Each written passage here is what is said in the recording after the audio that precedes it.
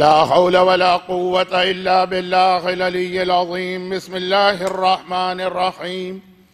الحمد لله الملك الحق المبين، والصلاة والسلام على سيد المرسلين وخاتم النبيين ورحمة للعالمين وشفيع المذنبين، والمخاطب بطه وياسين أبي القاسم محمد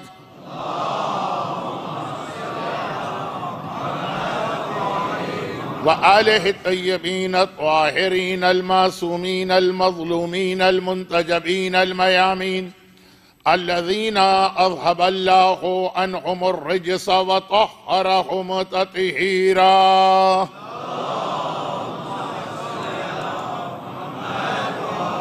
سيما على بقية الله في الأراضين وحجته على العالمين، الإمام المنتظر والحجة الثاني عشر، اللهم عجل فرجه وقرب زمانه وكثر أنصاره وأهلك أعداءه، ولعنة الدائمة على أعدائهم أجمعين.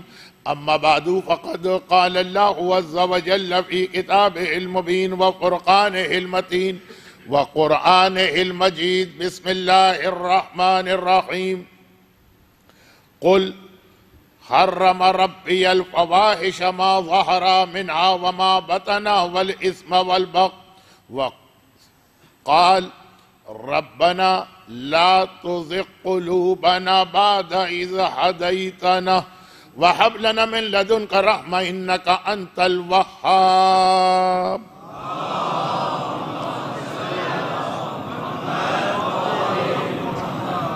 ایمان کیسے ضائع ہوتا ہے؟ اور سورہ آل عمران کی یہ آیت کہ ربنا لا تزغ قلوبنا، اے ہمارے رب ہمارے دل دوبارہ ٹیڑھے نہ ہونے پائیں ہدایت ملنے کے بعد۔ قرآن کریم کی یہ آیت اکثر تلاوت کی جاتی ہے، لوگ قنوت میں بھی بطور دعا اس آیت کی تلاوت کرتے ہیں۔ اگرچہ پیور فقہی مسئلہ یہ کہ قنوت کی اپنی جو دعائیں معصومین نے بتائی ہیں ان کا ثواب زیادہ ہے، اور سب سے زیادہ جس دعا کا ثواب ہے وہ لا الہ الا اللہ الحلیم الکریم، لا الہ الا اللہ العلی العظیم۔ زائرین جا رہے ہیں تو مسجد سہلہ میں جب آپ وہ مخصوص رات میں نماز مغربین میں شرکت کریں گے جو زمانے کے امام کے مسجد سہلہ میں آنے کی رات، تو آپ دیکھیں گے کہ اس قنوت کا خاص اہتمام کیا جاتا ہے۔ اور یہ دو خصوصیات ہیں اس قنوت میں، لا الہ الا اللہ الحلیم الکریم، لا الہ الا اللہ العلی العظیم، سبحان اللہ رب السماوات السبع ورب الارضین، سب سے آخر تک۔ اور پھر اس کے بعد جو سب سے زیادہ ثواب ہے وہ اللہم اغفر لنا وارحمنا وعافنا واعف عنا فی الدنیا والآخرہ۔ یاد رکھیے کہ ہمارے یہاں قنوت میں جتنی دعائیں پڑھی جاتی ہیں، حتیٰ یہ کہ قرآنی آیتیں، ان سب کے مقابلے میں ان دو کا ثواب سب سے زیادہ۔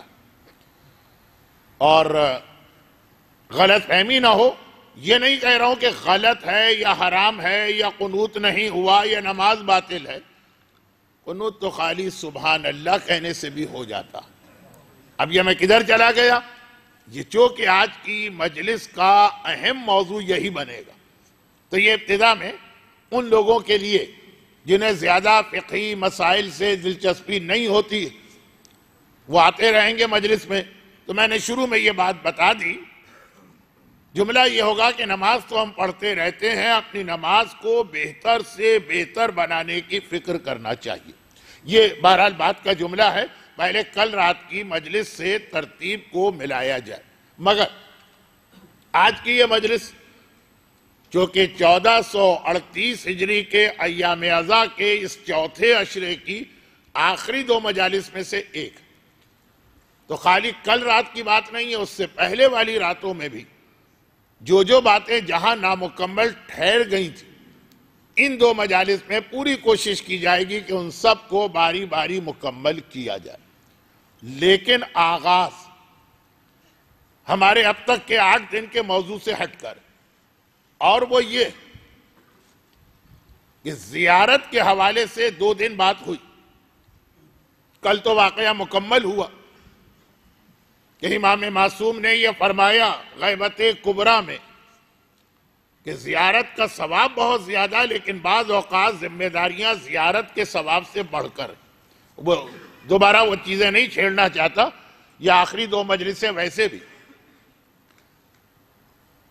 ماتم زیادہ ہونا ہے اور غم کا بیان بھی زیادہ، تو موضوع وقت بہت کم رہ جائے گا موضوع پہ بات کرنے کا، تو وہ بات چھیڑنا نہیں چاہتا۔ لیکن اس کے حوالے سے ایک اور بہت اہم پیغام، اور وہ یہ ہے کہ زیارتیں اس طرح نہ کرو کہ اس جگہ کا احترام کم ہو جائے، اور انسان اس طرح سے وہاں پہ جائے کہ جیسے دنیا کے باقی ملکوں کی سیر و تفریح کی نیت سے جاتا۔ پہلی دفعہ جانے والا زائر بہت محتاط ہوتا، کتاب میں لکھے ہوئے ایک ایک جملے پہ عمل کرتا۔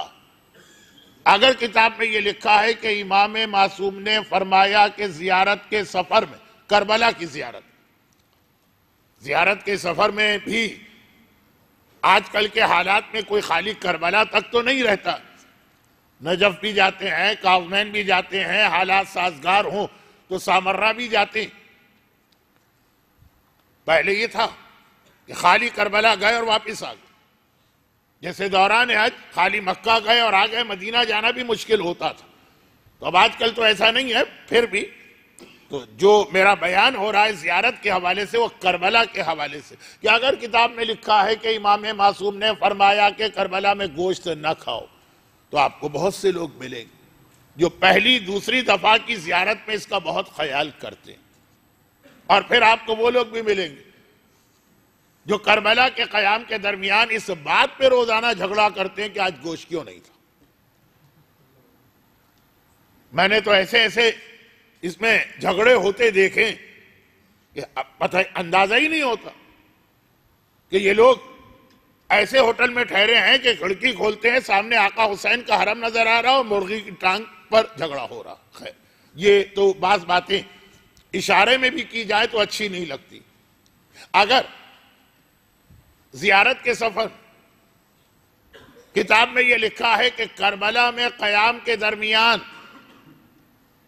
کہا تو بڑی بات ہے، ہنسی اور مسکراہٹ بھی تمہارے چہرے پہ نہ آنے پائے، تو پہلے 2-3 مرتبہ کے زیارت کے سفر میں بڑا اس کا خیال رکھا جاتا، اور اس کے بعد یہ حالت ہوتی ہے کہ ذریعہ امام کے سامنے ہے تب بھی کہے چل رہے ہوتے، آپس میں ہنسی مذاق اور جوک۔ نہ وہ انتہا اسلام چاہتا تھا اور نہ یہ والی انتہا، اور اس کے لیے جو خاص ہمیں اصول بتایا گیا کہ زیارت کم کرو۔ اب کم سے مطلب یہ نہیں ہے کہ زیارت پہ نہ جاؤ، کم سے وہ مطلب ہے کہ جو میں ہر سال جہاں 40 کے قریب مجلس پڑھتا ہوں، لوگوں کو یاد دلاتا ہوں، یہاں چونکہ کئی سال بعد آیا موقع، اس لیے کافی سال پہلے وہ حدیث پڑھی تھی، لیکن چھوٹی سی حدیث، اور یہ زیارت کا عنوان اب میں مکمل کر رہا ہوں۔ باتیں تو بہت ساری ہیں، پورا ایک اشرہ امام بارگاہ علی رضا میں خالی زیارت کے عنوان سے پڑھ چکا ہوں، لیکن بس یہ آخری چیز کہ امام معصوم نے راوی سے گرچہ مکے کے بارے میں یہ کہا، لیکن اصول ہر قابل احترام جگہ کی زیارت کے لیے، اور امام نے راوی سے کہا کہ جیسے ہی حج مکمل ہو جتنا جلدی ہو سکے واپسی کا سفر اختیار کرو، مکے میں زیادہ دیر نہ رہنا۔ اب باہر سے آنے والوں کے لیے واپسی اپنے اختیار میں نہیں ہوتی، لیکن یہ ہے کہ جتنا جلدی ہو سکے۔ راوی نے چوک کے کہا مولا میں تو اس کو غنیمت سمجھ رہا ہوں کہ جتنا زیادہ وقت مجھے یہاں پہ مل رہا، جتنی زیادہ سانسیں مجھے مکے کی فضا میں لینے کا موقع مل رہا، جتنی مرتبہ مجھے خانہ کعبہ کی زیارت کا ثواب مل رہا، جتنی مرتبہ مجھے دعا قبولیت کی جگہوں پہ جانے کا موقع مل رہا۔ امام نے کہا حج سے پہلے صحیح، حج کے بعد نہیں، اور پھر خالی ایک جملہ میں اس کی تشریح بھی نہیں کرنا چاہتا کیونکہ وہ جملہ خود اتنا واضح اور مکمل. کہا کہ حج کے بعد تم کعبے کے احترام کو باقی نہیں رکھ سکو گے. کعبے کا احترام زیادہ ضروری، کعبے کی فضا میں سانس لینے یا کعبے کی زیارت کرنے اور یا کعبے پہ دعا کرنے، اس سے زیادہ ضروری ہے احترام کعبہ. اور دیکھیے اسی کی ایک چھوٹی سی میں مثال آپ کو وہ دے دوں جو میں اکثر یہ مثال بھی دیتا رہتا ہوں، اور وہ یہ ہے کہ میں بات کعبے کے حوالے سے کر رہا ہوں کیونکہ بعض وجوہات کی بنا پر یہ حدیثیں میں کربلا کے حوالے سے بیان نہیں کرنا چاہتا. کسی کے ذہن میں خیال آئے گا کہ یہ توہین ہو رہی ہے یا زری کی توہین کی جا رہی ہے یا روضے کی. جب مکہ جانے والے لوگ ہر وقت ذہن میں خیال ہوتا ہے کہ جب جائیں گے تو کعبے کو دیکھتے پہلی دعا یہ مانگیں گے. آج کل یہ مسئلہ اتنا مشہور ہے کہ مجھے اس کی تفصیل بیان کرنے کی ضرورت نہیں. مشہور یہ ہے کہ خانہ کعبہ کو دیکھتے ہی پہلی دعا جو مانگی جائے گی قبول. اور یہ لوگ پہلے سے تیاری کر کے آتے ہیں اور بعض اوقات تو بڑی چالاکی کا کام کر کے اللہ سے دعا مانگنا چاہتے ہیں. وہ چیزوں کی تفصیل میں تو پھسل جاؤں گا موضوع سے، اور اب تو وہ تقاریر ہے کہ جہاں پرانے موضوعات کو مکمل کرنا ہے. پرانے کا مطلب اسی 8 دن میں. تو اب یہ ہے کہ باقاعدہ ذہن تیار کر کے آتے ہیں، اور اگر کوئی بھول بھی جائے تو چونکہ آج کل اکیلا تو کوئی آدمی حج پہ جا نہیں سکتا ہے تو قافلہ بھی اپنے ہوٹل سے چلتے وقت یاد دلاتا ہے ذہن تیار کر لیجئے، سوچ لیجئے. بالکل یہی حدیث اگر باپ اور ماں کے بارے میں آئی کہ باپ یا ماں کے چہرے کی زیارت کر کے جو دعا مانگو گے فوراً وہ دعا قبول. ادھر کیوں توجہ نہیں؟ ادھر کیوں اتنا جذبہ نہیں؟ ادھر آدمی اس طرح کیوں نہیں تڑپ کے سوچتا ہے کہ جا رہا ہوں ماں کے چہرے کو دیکھوں گا اور یہ دعا مانگوں گا؟ کعبے کے لیے کیوں ہے؟ فرق وہی کہ ماں اور باپ روزانہ کی چیز ہے، دن میں 10 مرتبہ کی بھی چیز ہے. اگر آپ کے ساتھ رہ رہے ہیں یا آپ ان کے ساتھ رہ رہے ہیں، نہ وہ احترام رہا، نہ وہ خیال رہا، نہ وہ عظمت رہی. جبکہ حدیث بالکل برابر کی ہے. بلکہ ایک جملہ میں بڑھا دوں تو غلط نہ ہوگا، بلکہ کعبے کو دیکھتے ہی پہلی دعا والی حدیث تو شاید ہے بھی نہیں، شاید ہے بھی نہیں.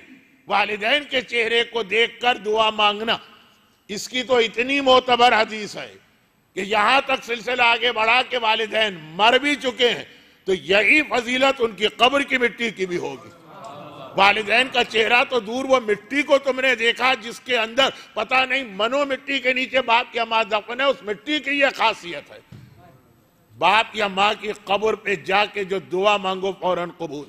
تو خیر یہ تو ایک الگ موضوع ہے بچوں کو یاد دلانا کہ باپ اور ماں کا احترام کتنا ہے.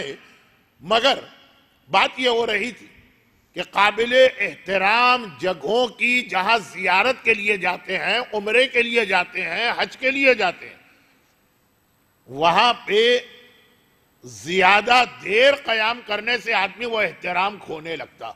تو اصل مسئلہ کم زیادہ کا نہیں ہے، اصل مسئلہ ہے احترام برقرار رکھنے کا. اور یہ ہر سال زائرین کو یاد دلانا پڑتا ہے اس اعتبار سے کہ وہاں پہنچنے کے بعد اب اتنی زیارتیں تقریباً ہر آدمی نے کر لی. اب تو جو بھی قافلے جائیں گے مشکل سے 10% ایسے لوگ ملیں گے جو پہلی بار زیارت پہ جا رہے ہیں. کوئی 10 بار گیا ہے، کوئی 8 بار گیا ہے، کوئی 6 بار گیا ہے، اور وہی انداز وہاں پہ نظر بھی آتا. یہ چونکہ 3 دن زیارت کا بیان تھا اس سے متعلقہ بات تھی. اور ہمارا جو آج کا موضوع آگے چل کے آ رہا ہے اس میں نماز کے ساتھ اس کا بھی تذکرہ ہونا ہے تو اس کی ایک تمہید ہو گئی. اصل بات یہ ہو رہی، اب دیکھیں زیارت کے حوالے سے ہی میں اپنے اصل موضوع پہ آ رہا ہوں، ربط دے کے آ رہا ہوں، اور وہ یہ زوار آئے ہیں بڑے شور و شین سے، ایمان لپٹ کے رہ گیا قبر حسین سے. مشیر لکھنوی کا بہت مشہور شعر، دبیر کے مشہور شاگردوں میں ایک، اور اپنی ایک خاص فیلڈ کے بڑے ماہر تھے. اس طرف میں جانا نہیں چاہ رہا کہ وہ کیا فیلڈ ہے، لیکن یہ آج کا شعر نہیں، یہ کوئی 8-10 سال پہلے کی بات نہیں بیان کر رہے ہیں، یہ چلے کوئی 50 سال پہلے کی بات بھی نہیں بیان کر رہے ہیں. یہ تقریباً 150 سال یا 250 سال پرانا شعر. 150 سال پہلے عقیدت زیادہ تھی، 150 سال پہلے احترام زیادہ تھا، گرچہ وہ احترام کچھ زیادہ ہی تھا جو اسلام نے بیان بھی نہیں کیا. بہت زیادہ احترام ہوتا تھا مقدس جگہوں کا. مثلا آپ میں سے کچھ کو تو ابھی 50 سال پہلے کا بھی ماحول یاد ہوگا کہ نظر و نیاز کو چکھنے کے بعد ہاتھ آپ بیسن میں نہیں دھو سکتے، آپ کو کیاری تک جانا پڑتا ہوگا ہاتھ دھونے کے لیے. یہ صرف 40-50 سال پہلے کی بات، بلکہ شاید 30 سال پہلے کی بات. وہ احترام آپ کو یاد ہوتا ہوگا کہ اگر آپ کے ہاں 22 رجب کی نیاز ہے تو نہ کہیں سے تکے آئیں گے، نہ کہیں سے کباب آئے گی، نہ کہیں سے نہاری آئے گی، نہ کہیں سے کڑھائی آئے گی، سب گھر میں پکے گا. حتیٰ مٹھائی تک گھر میں بنائی جائے گی پاکیزگی کے خیال کہ وہاں پتہ نہیں کون بنانے والے ہیں. یہ چیزیں ہم نے نہیں دیکھا. مسلمان کے ہاتھ کی چیز پاک ہے، لیکن احترام کی بات میں کر رہا ہوں. خواتین تک جو ویسے بہت سارے واجب غسل کرتی بھی نہیں ہیں، لیکن یہ خاص رات کو نہا کے یا صبح نہا کے سار آپ نے یہ بھی دیکھا ہوگا کورے برتن منگوائے جاتے تھے مٹی کے کہ نہیں وہ استعمال شدہ برتن دھوئے ہوئے ہیں، کر پانی سے دھوئے ہوئے ہیں، پاک برتن ہیں. لیکن بس وہ احترام کے تقاضے. اور یہ 50 سال پہلے یا 40 سال پہلے کی بات. 150 سال پہلے تو احترام اور زیادہ. اس وقت بھی زائرین زیارت کر کے آ رہے ہیں. جب زیارت کرنا اتنا آسان نہیں تھا کہ آپ نے ادھر ٹکٹ کٹایا اور 1.5 گھنٹے میں معلوم آپ پہنچ گئے. مہینوں کی صعوبت برداشت کر کے آتے. تبھی تو وہ روایتیں آتی ہے کہ زائرین کے قدموں سے اٹھنے والی مٹی گناہگاروں پہ پڑتی ہے تو ان میں سے کتنے لوگوں کے گناہ معاف ہو جاتے ہیں. وہ اتنی زحمت اٹھا کے جاتے ہیں. وہ جو زحمتیں تھیں وہ والے زائر.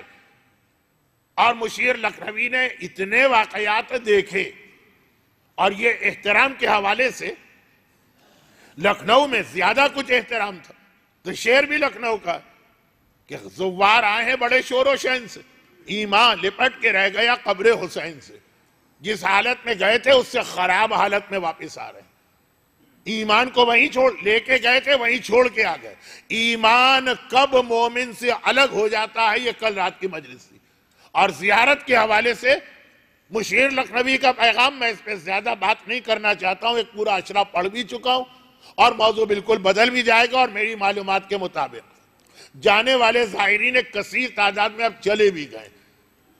لیکن ربط وہاں سے ملانا ہے کہ زیارت جیسا اہم فریضہ وہ جس میں اتنی برکتیں اللہ دیتا ہے. ظاہر حسین سے خوش ہو کے کہتا ہے مانگتے تو کیا مانگ رہا.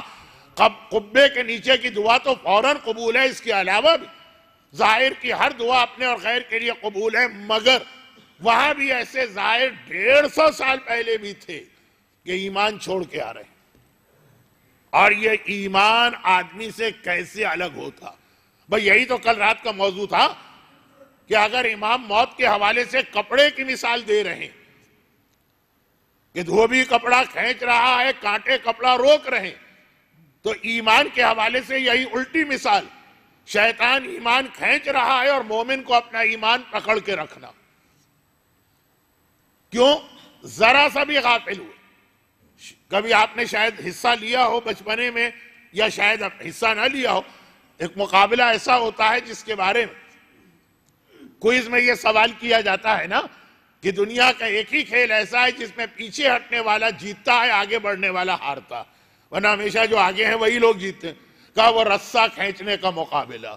جب رسہ کھینچا جاتا ہے آدھی ٹیم ادھر، ایک ٹیم ادھر، ایک ٹیم ادھر، تو جو پیچھے ہٹے گی وہ جیتے گی، جو آگے بڑھے گی وہ ہارے گی نا. تو اس میں آپ نے دیکھا کہ ذرا سا بھی اگر آپ نے اپنی گرفت ہلکی کی تو وہ سامنے والا چھوڑے گا نہیں. 1 سیکنڈ کی غفلت، جو میں لفظ کہنے والا ہوں کہ مومن کے پاس سالوں کا موقع نہیں ہوتا ہے، سیکنڈ، 1 سیکنڈ کی غفلت ہے اور شیطان ایمان کھینچ کے لے گیا. ہر وقت اس کو اپنے ہاتھ میں پکڑ کے رکھنا ہے اپنے ایمان کو. اور ہر لمحے یہ سوچنا ہے کہ سامنے والا ربنا لا تزغ قلوبنا بعد اذ ہدیتنا وہب لنا من لدنک رحمہ. اب ایک سوال میرا یہ آیت کب نازل ہوئی؟ آج؟ پچھلے ہفتے؟ 1 مہینے پہلے؟ یہ 1400 سال پرانی آیت ہے. یعنی 1400 سال پہلے کے مومن کے لیے بھی اپنا ایمان روکنا اور بچانا اور شیطان سے مقابلہ ہر لمحے کرنا اتنا اہم تھا۔ اور آج کا زمانہ تو وہ ہے کہ روایتوں پر روایتیں، جو میں عموماً ایام ازا کے تیسرے عشرے میں پڑھتا ہوں، کیونکہ زیادہ روایتیں چوتھے امام کے حوالے سے کہ آخری زمانے میں سب سے مشکل کام ہوگا ایمان بچانا۔ میں روایتیں نہیں دہرا رہا ہوں، نہ صرف یہ کہ آپ بہت زیادہ سنتے رہتے ہیں، بلکہ ابھی عشرہ سجادیہ ختم ہوا، اس میں تو یقیناً پڑھی گئی ہوگی کہ اب وہ سورہ آل عمران نارمل حالات کا سورہ 1400 سال پہلے، جب تو ایمان لوگوں کے پاس ابھی آ رہا تھا، اس وقت بھی کہا کہ یہ اتنا اہم مسئلہ آخری زمانے میں جہاں ایمان جا رہا ہوگا، جہاں صبح کا مومن شام کا مومن نہیں، جہاں ہاتھ میں آگ لے کے کھڑا ہونا آسان ہے، ایمان بچانا 8 گھنٹے ایمان بچانا مشکل ہے، وہاں تو مومن کو اور الرٹ بیٹھنا اور مومن کو ہوشیار بیٹھنا۔ اب یہاں پہ آج کی مجلس میں 2 باتوں سے بات آگے بڑھے گی، اب مجلس شروع ہو رہی، 2 چیزوں سے آگے بڑھے گی۔ اور جو میں نے پہلے مجلس میں بھی عرض کیا، مسئلہ پرابلم کیا ہے، بیماری کیا ہے، ایمان جا رہا ہے، وجہ کیا ہے اور حل کیا ہے، علاج کیا ہے۔ ایک بات آ جائے گی، 2 باتیں آ جائیں دونوں طرف کی، کیا چیز ایمان کو خدا حافظ کہہ دیتی اور کیسے بچایا جائے، اور ایک آدھ چیز کل آئی یہاں پہ ہمارے سامنے جو سب سے اہم چیز آتی، سب سے اہم چیز جس کے لیے کل کا آخری جملہ تھا عورت کا جہاد، وہ یہ ہے کہ ایمان شراب کے ساتھ بچ سکتا، ایمان ظلم کے ساتھ بچ سکتا، ایمان غیبتوں کے ساتھ بچ سکتا، ایمان بڑے بڑے گناہان کبیرہ کے ساتھ بچ سکتا ہے۔ میں نہیں کہہ رہا ہوں بچے گا، بچ سکتا، مگر 2 چیزیں خاص یہ بتائی گئیں، اگر وہ آ جائیں تو ایمان نہیں بچتا، جن میں آج پہلی چیز ہے بے شرمی اور بے حیائی۔ بے شرمی، بے حیائی، بہت سارے گناہ، بہت سارے کام ایسے کہ ہر دور میں رائج رہیں، لیکن فرق یہ ہے کہ پہلے اور آخری زمانے کہ پہلے وہ گناہ چھپ کے کیے جاتے تھے، اتنی حیا گناہگار میں بھی، اور اب یہی چیزیں اتنی بے شرمی اور بے حیائی کے ساتھ ہوں گی کہ چھوٹے چھوٹے بچوں تک کو وہ چیزیں نظر بھی آئیں گی اور بتا بھی دی جائیں گی۔ اب پتہ نہیں بے حیائی کا انگریزی ترجمہ کیا ہے، انڈیسنٹ ایکٹ یا شیم فل ایکٹ یا جو بھی ہو، یہاں کے مجمع کو ضرورت نہیں، میں اس وقت کینیڈا میں تو مجلس پڑھ نہیں رہا ہوں، بے حیائی اور بے شرمی۔ اور اس موقع قرآن کریم کو دیکھ لیجئے یا احادیث کو، حدیث تو بہت ہی مختصر اور بہت ہی مکمل، لا دینا لمن لا حیاء لہ، جس کے پاس حیا نہیں ہے اس کا دین ہی نہیں، دین ہو ہی نہیں سکتا۔ اگر آپ کے والدین نے آپ تک دین منتقل کیا، اصل تو جو میراث باپ اپنے بیٹے کو دیتا ہے وہ دین، یہ جائیداد، یہ دولت، یہ زمینیں، یہ درہم و دینار، یہ گاڑیاں، یہ بینک بیلنس، یہ سب بیکار، اصل دولت جو باپ دیتا ہے وہ دین ہے۔ لیکن لا دینا لمن لا حیاء لہ، اصول کافی کی جلد 2 کی روایت۔ اگرچہ ہمارے یہاں ایسا کوئی فارمولہ نہیں کہ کسی بھی حدیث کی ہر کتاب معتبر، لیکن جتنی حدیث کی کتابیں ان میں سب سے زیادہ بہتر یا ٹاپ آف دا لسٹ کتاب اصول کافی۔ حیا اگر نہیں ہے، شرم اگر نہیں، تو یہ دین ہی نہیں، اگر ہے بھی تو وہ چلا جائے۔ اور قرآن کریم نے رسول اللہ کی بعثت کے آغاز سے لے کر اپنے اختتام تک جو پیغام بار بار دہرایا وہ یہ ہے کہ اللہ،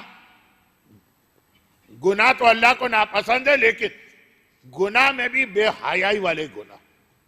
اب آیتوں کا سلسلہ ہے، اگر میں وہ آیتیں ہی تلاوت کرنے لگوں تو آج کی پوری مجلس اس کے اندر ختم ہو جائے گی۔ مثلا سورہ انعام کی آیت نمبر 153، اتلو ما اوحی الیہ، یہ تو وہ آیت ہے، قرآن کی 3 آیتیں ہیں، ان 3 آیتوں پر بھی امام بارگاہ علی رضا میں آج سے 8 سال پہلے میں پورا اشرا پڑھ چکا ہوں۔ یہ آیت وہ ہے کہ جب اللہ کے رسول سے کوئی آ کے سوال کرتا کہ آپ جو دین لے کر آئے وہ دین ہے کیا، ہر کمپنی، ہر ادارہ، ہر آرگنائزیشن اپنا ایک انٹروڈکشن یا پروفائل فیس بک کے اوپر یا اپنی ویب سائٹ پہ ہے کہ ہم ہیں کون، باقی چیزیں تو بعد میں۔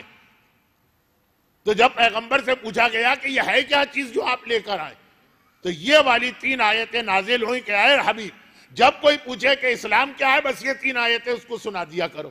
پورا ایک اشرا میں نے پڑھ لی۔ اتلو ما اوحی الی، آؤ اتلو میں تلاوت کروں، ما اوحی الی، جو وحی میری جانب سے، جو وحی میری طرف میرے رب کی جانب سے آئی، اور ایک نہیں 500 نہیں 5000، جو بھی آ کے سوال کرتا ہے کہ واٹ از اسلام، پیغمبر یہی 3 آیتوں کی تلاوت کرتے۔ شروع ہوتا ہے کہ شرک نہ کرو، لا تشرکو، اور بیچ کی آیت آتی ہے وَلَا تَقْرَبُوا الْفَوَاحِشَ مَا ظَهَرَ مِنْهَا وَمَا بَطَنَ۔ سارے گناہوں کا تذکرہ نہیں، شراب تک کا تذکرہ نہیں، تذکرہ ہے کہ بے حیائی کے کاموں کے قریب نہ جانا، وہ جو کھلے ہیں وہ بھی اور جو چھپے ہوئے بے حیائی کے کام ہیں وہ بھی۔ اب یہ تفسیر اس کی بہت زیادہ دلچسپ بھی ہے، لیکن جیسا کہ میں نے کہا کہ ایک تو میں اشرا پڑھ چکا ہوں، اور پھر حجت الاسلام مولانا محمد علی نقوی صاحب ماہ مبارک رمضان میں تفسیر کرتے ہیں۔ سورہ اعراف، سورہ نام سورہ اعراف، جب جاہل اور بے تکے لوگ اسلامی معاشرے میں پیدا ہونے لگے، گرچہ سورہ اعراف مکے میں نازل ہوا، مدینے میں نہیں، جو یہ سمجھنے لگے کہ دینداری کا تقاضا وہی، جہالت کے نتیجے میں آدمی سمجھتا سوکھی روٹی کھاؤ، نمک کے ڈھیلے سے افطار کرو، بہت ہی گرم گرم پانی پیو، پھٹے ہوئے کپڑے پہنو، ٹوٹے ہوئے مکان میں رہو، جبکہ تمہاری حیثیت اس سے بہتر کی ہو۔ اب یہ آج کل کے اس مجمع کو تو بتانا بیکار، مجمع کے خیالات تو بہت اونچے ہیں، ان کو تو سب کچھ یہاں چاہیے، لیکن ایک ایسا گروہ بھی ہمارے یہاں جس کا وہ واقعہ آپ سنتے رہتے ہیں، بہت مشہور واقعہ ہے بہلول دانا والا، اور چونکہ وہ میرے موضوع میں بھی آ رہا، ذرا سا اس کا ایک ہلکا سا اشارہ کر دوں، یہ ہلکا اشارہ میں پورا واقعہ تو آ جائے گا، لیکن پورا واقعہ نہیں، اس کا اصل پیغام کہ بہلول دانا سے اس زمانے کے بہت ہی مقدس و متقی انسان جو مشہور ہے پبلک میں، سوال کرتے ہیں کہ بہلول ذرا یہ ہمیں بتانا کہ آدمی کو کھانا کیسے کھانا چاہیے، what are the ethics of یا ایٹیکیٹ آف فوڈ۔ مثلا جتنی میں نے انگریز کی ٹانگ توڑی ہے نا، تو اس وقت انگریزوں کے بابا آدم کی قبر میں روح تڑپ کے رہ گئی ہوگی، اور میں یہی چاہتا تھا کہ ان کی روحوں کو تڑپاؤں۔ تو خیر خلاصہ یہ کھانے کے بارے میں اسلام کیا کہتا، نہیں بلکہ الٹا واقعہ میں پڑ گیا۔ ہاں بہلول نے پوچھا تم بڑے مقدس و متقی اور عالم مشہور ہو، بتاؤ کھانے کے بارے میں اسلام کیا کہتا۔ انہوں نے جواب دیا کھانے کے بارے میں اسلام کہتا کم کھاؤ۔ جاہل آدمی جسے یہ بھی نہیں پتا ہے، وہ لوگوں کے سامنے اپنے علم کا دعویٰ کر رہا، بہلول تو پاگل آدمی ہے، پاگل آدمی ایک جملہ کہہ کے دوڑ جاتا، دوڑ گئے۔ اگلے دن پھر ملے، بہلول نے کہا تم بہت بڑے عالم ہو، یہ بتاؤ بولنے کے بارے میں اسلام کیا انسٹرکشنز دیتا۔ کہا کم بولو۔ بہلول پھر دوڑ گئے، بولنا تک نہیں آتا ہے، اور یہاں آ کے اتنا لوگوں کے ساتھ بات میں مختصر کر رہا ہوں، 40 منٹ کا واقعہ ہے۔ جو لوگ یہ واقعہ مجھ سے سنیں ان کو حیرت ہوگی کہ مولانا اتنا مختصر کیوں کر۔ اچھا سونے کے بارے میں کیا، تیسرے دن کی بات،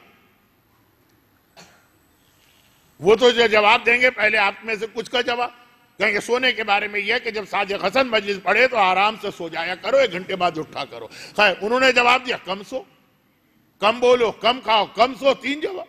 بہلول نے کہا جاہل آدمی جسے یہ بھی نہیں پتا سونا کتنا، سونا کیسا، اب تو پکڑ لیا، کہاں تک برداشت کر۔ حاکم کے پاس کیس گیا کہ یہ حدیث رسول کا مذاق اڑا رہا، یہ تو حدیث رسول ہے، حدیث مولا ہے، حدیث امام، کم بولو، کم کھاؤ، کم سو۔ بہلول کا جواب تو یاد ہے نا آپ کو، یہ قرآن کی اس آیت کے حوالے سے یہ واقعہ آیا ہے جو آیت ابھی تلاوت ہونا۔ بہلول نے کہا کہ میں نے کسی حدیث کا مذاق نہیں اڑایا، خالی ترتیب یاد دلائی۔ ایک مجلس اس عشرے کی ترتیب کے حوالے سے جس میں نے وہ جملہ بھی پڑھا تھا کہ پہلے پاک کرو اور پھر نجاست کرو، یہ تو ترتیب نہیں ہو سکتی ہے نا، اسلام ایک ترتیب کا قائل۔ کہا میں نے ترتیب یاد دلائی، کم کھانا بعد کی چیز ہے، پہلے دیکھنا ہے کہ کھانا حلال ہے کہ حرام۔ اگر حلال کھانا ہے پیٹ بھر کے کھاؤ، اگر حرام کھانا ہے تو کم کیا مطلب؟ ایک قطرہ بھی ہو تو پینا حرام ہے، اور ایک نوالا بھی ہو تو کھانا حرام۔ ترتیب یاد دلائیے، پہلے حلال حرام چیک کرو، پھر کم و زیادہ پہ جاؤ۔ اور سونا، اگر اپنے سارے واجبات انجام دے کے سو رہے ہو تو پورے رات آرام سے سو، کیا رہے؟ رات اور دن 24 گھنٹے سو جاؤ، واجبات سارے ادا کر لیے، نمازیں وقت پہ پڑھ لی، پھر سو گئے۔ اور اگر واجبات کو ترک کر کے 5 منٹ سو رہے ہو خالی، ہے نا، T20 کا میچ چل رہا ہے، نیند ہی نہیں آ رہی، یا کوئی اور اتنا ہی دلچسپ ٹی وی کا پروگرام ہے، نیند ہی نہیں آ رہی، معلومات صرف آدھا گھنٹہ ان کو نیند ملی، آفس میں چلے گئے، بہت اچھا کام کیا، بہت متقی بن گئے، کم سوئے۔ ارے پہلے حلال و حرام واجبات کو اور ذمہ داریوں، اور پھر وہ، کیونکہ حدیث اتنی مشہور ہے، حدیث نہیں واقعہ، کم بولنا، کہا کہ یہ چیک کرو کیا بول رہے، اگر جائز باتیں بول رہے ہو تو پورا دن بیٹھے گپ شپ کرتے رہو، کیا ہے، اور اگر گالی دے رہے ہو کسی کو تو ایک آدھا منٹ یہ بھی حرام ہو گیا، یہ کم بولنا تو ہے نا، کہ میں کم بولا۔ تو اب یہ جو مزاج ایک لوگوں کا بن جاتا ہے، ترتیب بھول جاتے ہیں۔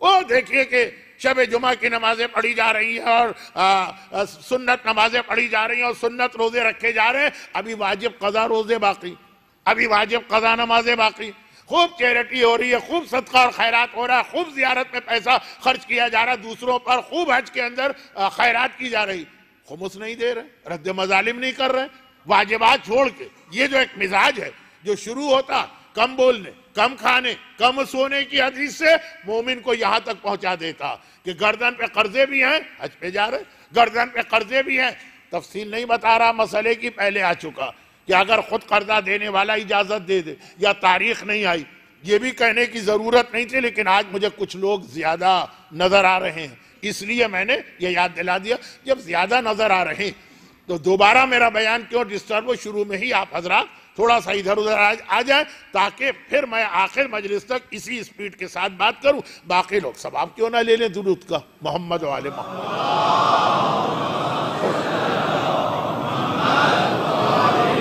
مگر یہ مسئلہ اسلام کو آج نہیں چمٹا، یہ مسئلہ آج نہیں چمٹا کہ بغیر علم کے جب تقوی آتا ہے تو واجب نمازیں قضا کر کے سنت نمازیں پڑھی جاتی ہیں۔ وہ تو کہیے کہ آج کے مراجع کا ایک ایسا فتویٰ ہے جو آپ کو بہت فائدہ پہنچا رہا، اب اتنا قریب بھی نہیں آ جائے، یہ حال خالی لگ رہا ہے۔ خیر، تو خلاصہ یہ ہے کہ آج کے مراجع، ورنہ پرانے مراجع تو اس فتوے میں بہت سخت تھے۔ وہ کیا ہے؟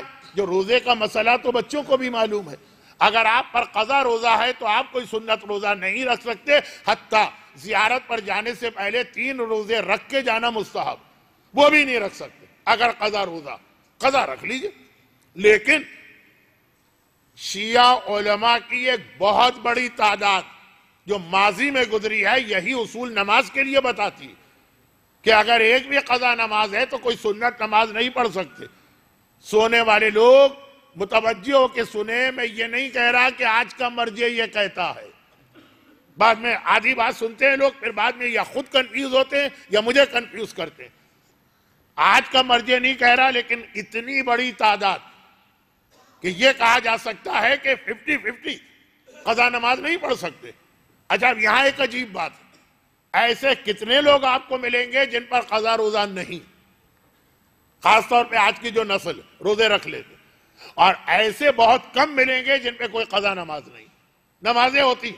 تو وہ جو آج کے مراجع کا فتویٰ ہے، آپ کے بہت کام کا فتویٰ، ورنہ آپ نماز وحشت قبر نہیں پڑھ سکتے، وہ سنت نماز ہے۔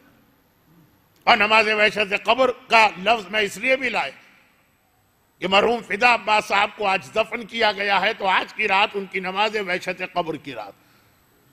امام بارگاہ علی رضا کے کتنے پرانے خدمت گزار جو کل کراچی میں انتقال کر گئے، کل ان کے لیے فاتحہ تھا، آج ان کی نماز وحشت کی درخواست مجلس کے بعد کی جائے گی، لیکن وہ رات آج نہیں پڑھ سکتے۔ یا یہ کہ زیارت وارثہ کی نماز نہیں پڑھ سکتے، یا جو آج بہت سے نیک بیٹے اور بیٹیاں نماز ہدیہ والدین یا نماز مغفرت والدین پڑھنے نہیں پڑھ سکتے تھے، پرانے مراجع کا، اور 1-2 کا نہیں، اچھی خاصی تعداد یہ فتویٰ تھا۔ لیکن اصول اپنی جگہ یہی ہے کہ پہلے واجبات کا بوجھ اتارو۔ کربلا میں بہترین عبادت زیارت کے بعد جتنی قضا نمازیں پڑھ سکتے ہو پڑھو، کیونکہ اشہد انک قد اقمت الصلاۃ، آقا حسین میں گواہی دیتا ہوں کہ سب سے پہلا جو مقصد آپ کے جہاد کا تھا وہ نماز تھا۔ اب جب آپ زیارت پڑھیں گے نا تو زیارت میں تو یہ کہیں گے، اور اس کے بعد باہر نکل کے آپ نمازوں کی جانب توجہ ہی نہ دیں سوائے ادا نمازوں کے، وہ بھی کچھ لوگ زیارت میں قضا کر دیتے ہیں۔ خیر، تو یہ جو ایک عجیب و غریب مومن بنتا، خمس کے نام پہ 1 درہم نہیں دے گا، چیریٹی اور ڈونیشن کے نام پہ ہزاروں دینے کو تیار ہو جائے گا، قرضہ ادا نہیں کرے گا، حج اور عمرے اور زیارت پہ جانے کو تیار ہو جائے گا۔ کچھ باتیں آ چکی ہیں، اس کو دوہرا نہیں رہا۔ یہ پیغمبر کے اعلان نبوت کے شروع سالوں میں ایسا گروہ آ گیا، شروع سالوں میں ہی، بعد میں چل کے مدینہ جا کے نہیں۔ ابھی تو مسلمان مکے میں کوڑے کھا رہے ہیں کافروں، ابھی تو ابو جہل و ولید و عتبہ و شیبہ۔ شیطان کسی حالت میں بھی مومن کو نہیں بخشتا ہے۔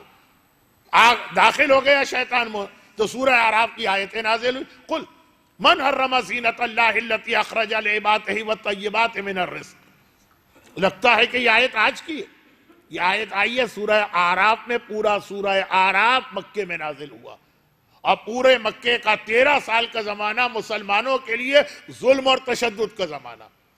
جب ظلم و تشدد ہوتا ہے تو لوگ زیادہ دیندار بن جاتے ہیں، اس وقت کی حالت۔ اور پھر قرآن نے اس کے بعد کی آیت، دونوں آیتیں ملی ہوئی، قل سے شروع ہو رہی، قل من حرم زینت اللہ التی اخرج لعبادہ والطیبات من الرزق۔ اور پھر اگلی آیت میں کہا قل حرم ربی الفواحش ما ظہر منہا وما بطن والاسم والبغی۔ یہ 2 آیتیں بہت میچنگ والی آیتیں۔ اے حبیب پوچھ لو ان لوگوں سے، من حرم، کون ہے جس نے حرام کر دیا زینت اللہ، اللہ نے جو چیزیں اخرجہ لعبادہ اپنے مومن بندوں کے لیے پیدا کی، زینت کی چیزیں، کون ہے کہ جس نے اس کو حرام کر دیا؟ اچھا نہ کھاؤ، اچھا نہ پہنو، اچھے مکان میں نہ رہو، اچھی گاڑی میں سواری نہ کرو۔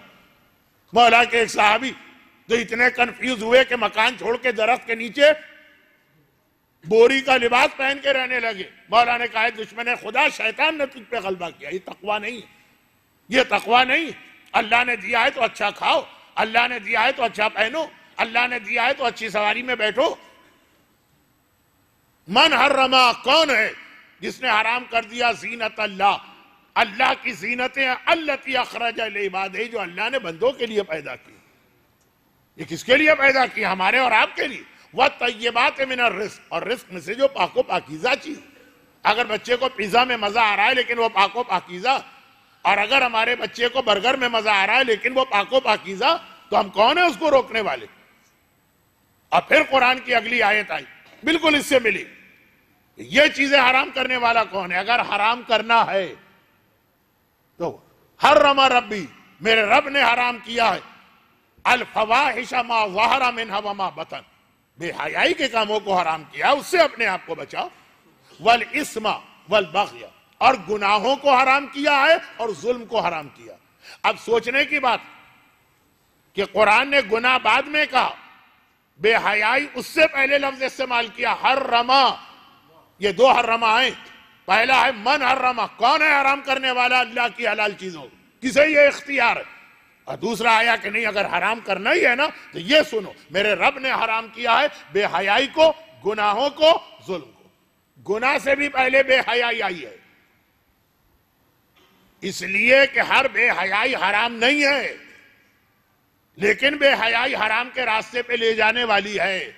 اب آج کل جب مراجع نے فتویٰ دیا کہ عورت اپنا چہرہ کھول سکتی، تو گویا وہ ایک اعتبار سے بے حیائی نہیں کر رہی، لیکن کھلے چہرے کا مقصد فری ہینڈ نہیں ہے نامحرموں سے ہنسی اور مذاق کا۔ دیکھیں، گناہ کا لفظ الگ آیا، بے حیائی کا لفظ الگ آیا، اور پہلے آیا حرم ربی۔ اس کو ابھی میں ایک فقہی لفظ سے سمجھاؤں گا۔ سورہ نور، ان الذین یحبون ان تشیع الفاحشۃ فی الذین آمنوا لہم عذاب علیم فی الدنیا والآخرہ۔ جو لوگ مومنوں کے درمیان بے حیائی کے کاموں کو پھیلاتے ہیں۔ ابھی تک 2 آیتیں تھیں۔ پہلی آیت تھی کہ اسلام کس چیز کا نام ہے؟ بے حیائی سے بچنے کا۔ دوسری آیت یہ تھی کہ حرام جو رب نے کیا ہے وہ بے حیائی کو. تیسری آیت ہے کہ چاہے خود بے حیا ہو کہ نہ ہو، اگر معاشرے میں بے حیائی کو پھیلا رہا، 99% بچیوں کی فیس بک بے حیائی پھیلا رہی. تصویریں دیکھا کرے کس انداز کی ہیں. حجاب والی لڑکیاں بھی جب فیس بک کے اوپر پوسٹ کرنے جاتی ہیں تصویریں تو کیسی ہوتی. جب موبائل کے ذریعے سے تصویریں بھیجی جاتی، قرآن کہتا ہے ان الذین یحبون ان تشیع الفاحشہ، جو لوگ پسند کرتے ہیں کہ بے حیائی کی چیزیں پھیلے معاشرے میں، ان کے لیے دنیا اور آخرت دونوں میں دردناک عذاب. خالی عذاب نہیں کہا، دردناک عذاب کا، جسے اللہ کہہ دے کہ بہت تکلیف والا عذاب. ہمیں تو ہر عذاب تکلیف والا لگتا.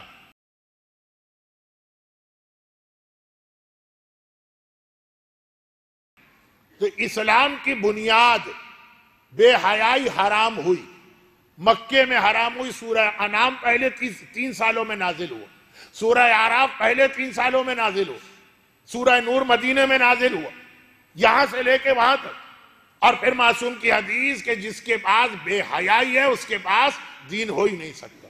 اب یہاں ایک حدیث رک کے میں کہوں، پیغمبر نے فرمایا کہ 5 چیزیں بہت اچھی ہیں، لیکن یہی 5 چیزیں جو بہت اچھی ہیں اگر 5 آدمیوں کے پاس چلی جائیں تو اور اچھی ہوتی. اب بہت ہی ایک عوامی سا جملہ میں بیان کر رہا ہوں. بعض اوقات ایسا ہوتا ہے کہ لباس بہت اچھا، آپ نے کہا بہت اچھا، لیکن ایک ایسا گریسفل پرسنالٹی ہے وجیح، وہ پہنتا ہے تو یہ لباس اور اچھا لگنے لگتا ہے. یہ بہت، میں وقت نہیں ہے نا تو میں مثالیں نہیں دے رہا ہوں. بھئی یہ لباس تو آپ پر ہی جچتا. یہ کہا بھی جاتا ہے ہماری گفتگو میں کہ ہے بہت اچھا لیکن آپ پہن لیتے تو اور شان بڑھ جاتی. 4 چاند. اور پیغمبر کہہ رہے 5 چیزیں بہت اچھی ہر ایک میں ہونی چاہیے، لیکن اگر یہ 5 چیزیں 5 گروہ میں آ جائیں تو یہ چیزیں اور اچھی ہو جاتی. پہلی جو چیز ہے، غبطہ وبطہ عربی کا لفظ ہے، سمجھانے کا وقت نہیں ہے، میں اپنی ٹوٹی پوٹی اردو میں ترجمہ کر دیتا ہوں. حسد سے دوری، حسد نہ کرنا. یہ بہترین چیز ہے کہ آدمی کے دل میں کسی کے خلاف کبھی حسد نہ آنے پائے. جو میں نے ایک مجلس میں عرض کیا تھا کہ ماں اور باپ کے علاوہ ہر ایک کے دل میں حسد آ ہی جاتا. اسی لیے مجتہدین کو ایک جملہ لکھنا پڑا، دل میں حسد کا آنا حرام نہیں ہے، حسد کا اظہار حرام. یہ تقریر کہیں اور بھی جا سکتی ہے، لیکن صرف یہ یاد دلاتے ہوئے فضیل ابن عیاض کے دیندار شاگرد جو حوزہ علمیہ میں ان کے پاس علم دین حاصل کر رہا تھا، بیمار پڑا. آخری وقت میں فضیل اس کے پاس گئے. 3 دفعہ یہ بحث آ چکی کہ پہلے زمانے میں آخری وقت بھی اتنا لمبا ہوتا تھا کہ موقع مل جاتا تھا توبہ کرنے کا. آخری وقت بہترین دعا کیا، بہترین جو مرنے والا پڑھے، یاسین اور صافات نہیں، لا الہ الا اللہ الحلیم الکریم، لا الہ الا اللہ العلی العظیم، سبحان اللہ رب السماوات السبع ورب الارضین السبع. یہیں سے مجلس شروع بھی ہوئی تھی. یہ نماز کی بھی بہترین دعا، اور یہ وقت آخر مرنے والے کے لیے بھی آگے کی مشکلات آسان کرنے کے لیے بہترین دعا. اگر وہ نہیں پڑھ سکتا تو مستحب ہے کہ اطراف میں موجود لوگ اس کو پڑھوائیں، پڑھتے جائیں اور کہیں کہ تم ریپیٹ کرو. اسی لیے اگر آپ نماز میں اس کو عادت بنا لیں تو وقت آخر آپ کسی کے محتاج بھی نہیں ہوں گے. خیر، یہ تو ایک ضمنی بات اس لیے بھی آ گئی کہ آج شب جمعہ. پچھلی دفعہ عذاب آیا تھا، آج 1-2 باتیں آ رہی ہیں اس سے بچنے کا طریقہ. تو خیر، وقت آخر مہلت مل جاتی تھی پہلے. اب یہ بحث کو دوبارہ نہیں شروع کرنا. چنانچہ فضیل پہنچے اور دیکھا کہ یہ آدمی ابھی زندہ. ہاں، حالت بتا رہی ہے کہ بس مرنے ہی والا، ابھی زندہ. کہا بیٹا کلمہ پڑھو. انتہائی غصے اور ناگواری کے ساتھ فضیل کو دیکھا. بعض اوقات آدمی کسی کے احترام میں کچھ بول نہیں پاتا، لیکن انداز سے لگ جاتا ہے نا. جیسے میری مجلس میں آدھے چہرے مجھے ایسے ہی گھور رہے ہوتے ہیں، اسی لیے میں ہمیشہ گلاسز 2 نمبر کم لے کے آتا ہوں کہ چہرے نظر ہی نہ آئے. تو خیر، تو اب مسئلہ یہ کہ فضیل کے شاگرد نے انتہائی غصے کے عالم میں دیکھا کہ انداز سے ظاہر ہو گیا کہ استاد کا احترام بھی گیا، پسند نہیں آئی بات۔ فضیل نے ریپیٹ کیا، بیٹا آخری وقت ہے، کلمہ پڑھو۔ غصے کے عالم میں بول اٹھا، نہیں پڑھنا مجھے کلمہ، کلمہ نہیں پڑھنا، اور اس طریقے سے بات کر رہا۔ تیسری مرتبہ کا بیٹا کلمہ پڑھ لو، اب اٹھ کر بیٹھ گیا، مارنے کی تیاری کر رہا۔ طاقت ہوتی تو جوتا جو بستر کے قریب رکھا ہے کھینچ کے مار دیتا۔ ایک جملہ کہا جس کے بعد فضیل کے لیے وہاں ٹھہرنا حرام ہو گئے، میرے گھر سے نکل جا۔ اب گھر کا مالک اگر منع کرے، یہ تو اس سے پہلے بھی بات آئی تھی، الغاصب بالحیا کالغاصب بالجفا، میں غاصب بالجفا تو اصل حرام ہے۔ یہ کچھ چیزیں پہلے آ چکی ہیں، جو لوگ نہیں تھے ان سے میری معذرت۔ اب فضیل چلے، جیسے ہی باہر نکلے رونا پیٹنا، یعنی مر گیا وہ آدمی۔ بالفاظ دیگر اتنا وقت بھی نہیں ملا کہ اپنے اس عمل پہ شاید توبہ کر لیو۔ کلمے کا نام سن کے اپنے استاد کو جوتا مارنے والا اور گھر سے دھکے دے کے نکالنے والا مر گئے۔ جب اس سے خواب میں ملاقات ہوئی، پوچھا بیٹا یہ تجھ پہ کیا گزری؟ کہا 3 گناہ کی یہ سزا مجھے ملی کہ آخری وقت میں کلمے سے محروم رہا۔ ان میں پہلا گناہ، پہلا، تیسرا نہیں، پہلا، میں ہر ایک سے حسد بہت کرتا تھا۔ کسی کے پاس کوئی نعمت آ جائے، کسی کی حالت اچھی ہو جائے، بخود میرے تن بدن میں آگ لگ جاتی، اور ہر وقت کوشش کرتا تھا کہ کسی طرح سے اس کی حالت خراب ہو جائے۔ میں تفصیل نہیں بتا رہا کیونکہ موضوع حسد نہیں، لیکن موضوع یہ ہے کہ ایمان کیسے جاتا، وقت آخر کیا چیزیں ایمان کو رخصت کر دیتی ہے، کیا چیزیں روک لیتی ہے۔ لا الہ الا اللہ العلی الحلیم الکریم، لا الہ الا اللہ العلی العظیم۔ خیر، اب یہ چھوٹی چھوٹی باتیں ہیں، میں ان کو جوڑ بھی نہیں پا رہا ہوں۔ کہا کہ حسد سے بچنا بہترین چیز ہے۔ کس نے کہا؟ کائنات کے سب سے سچے انسان نے کہا بہترین چیز ہے، لیکن اگر علماء میں یہ چیز پائی جائے تو یہ اور اچھی ہو جاتی ہے۔